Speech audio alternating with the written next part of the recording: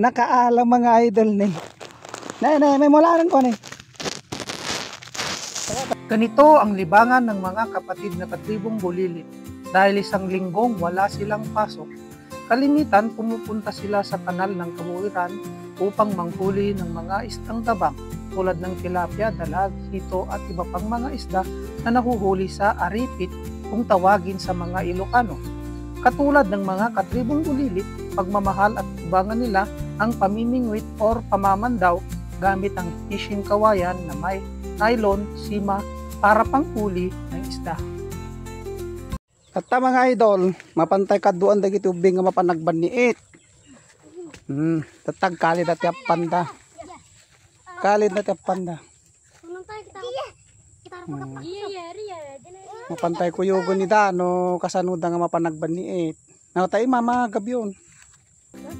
Subalit sa pagkakataong ito ay naisip kong silang samahan at idokumento ang kanilang pamimingwit. Kasama sila ng mga batang katribong bulilit at isinama ko na rin ang aking pamangkin para turuan kung paano mamingwit sa kanal ng Kabuuran. Inyo ti pandagan nyo kung data?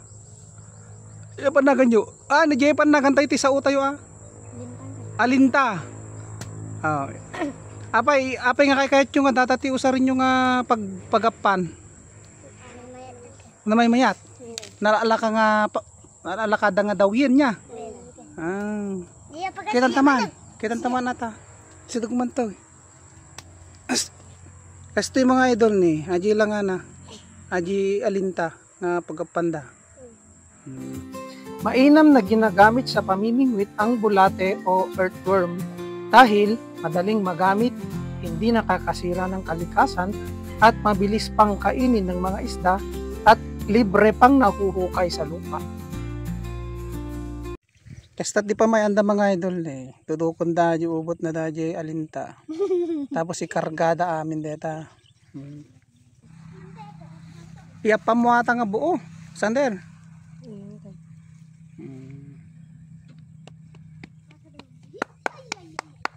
Tarimanan. Dito eh, nipakabot ko dito ni banda na to eh.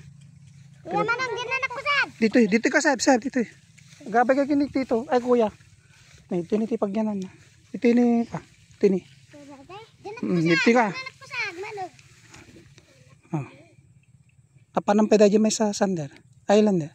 Wala gana mo. Namo nga sa papapautan hindi danom Sepa. Na. Tukot ta. Mainit man ang sikat ng araw na tumatama sa kanilang balat, ay hindi alintana sapagkat nasusukat ang katatagan at determinasyon para makahuli ng isda sa kahit anong paraan.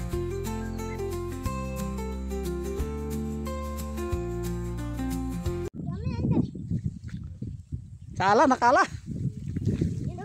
Nagdawidan mga guys.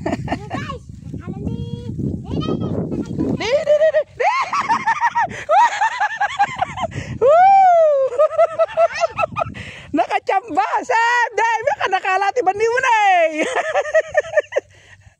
Wala, ikatawin ko. Lander. Kagsertag dawidan eh. Kasunod na noon ay unti-unti na rin kaming nakakahuli ng isda, ngunit may isang katribong bulilit na bukod tangi ang swerte dahil dinudumog ang kanyang pain at pamingwit. Dahil madalas na siya lamang ang nakakahuli ang sunod-sunod. Siya si Alexander Lizardo, ang tirador ng tilapia gamit ang mahiwaga niyang pamingwit. Ubo mo no, nakagawit yun, no? Doon naalad ang mga idol ni taran nung ubo nun. Di da ito no yun. Dabay, adakal ala na kaya. O nga pumatay di asang na kami na.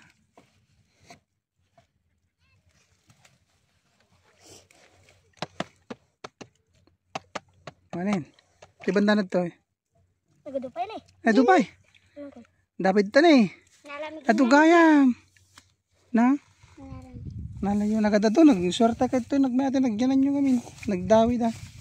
Kaba, baga na yan. Malaki piti pag-ubunan nyo. Dapat ito ni banda na ito eh. Dapat ito ni duwa pa eh. Singgilan ka, sir.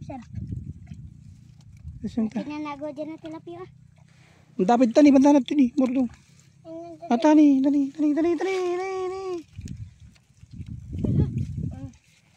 Naduatin na ala da, ni sanga manong nga ubo na tanalay, duwang ubo na yan. Kamulin niyo pa, baka dadapay na yun na.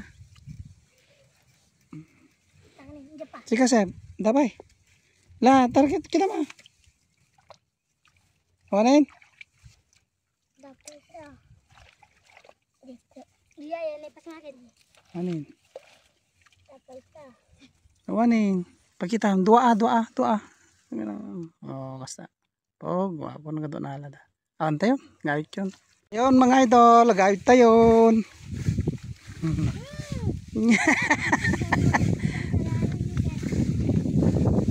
Wala tam. Gawit tayo. Nadumo na alada na eh. Damo nga ta sa kilo nga nasurok at na alada. Tara na, uwi na tayo. Nagadukano na alada. Nag-enjoy guys! Nag-enjoy guys! Hindi ito man nagbanita. Guys! Ay, ito naman guys. Diyan na papana. Ah. Sika, nya nagamot tayon. Tawataw. Ha, tawataw. Tipalayaw na tawataw. Aji mo may sa. Diyan lang. Nya na yan pandangan nagyam. Go, sundar. Oh, Sander. Deje mat. Joel. Deje mat. Pukol. Oh, sa data ni Bigdetoy. Sander Kinilander. Kita kapsa na kita mga idol.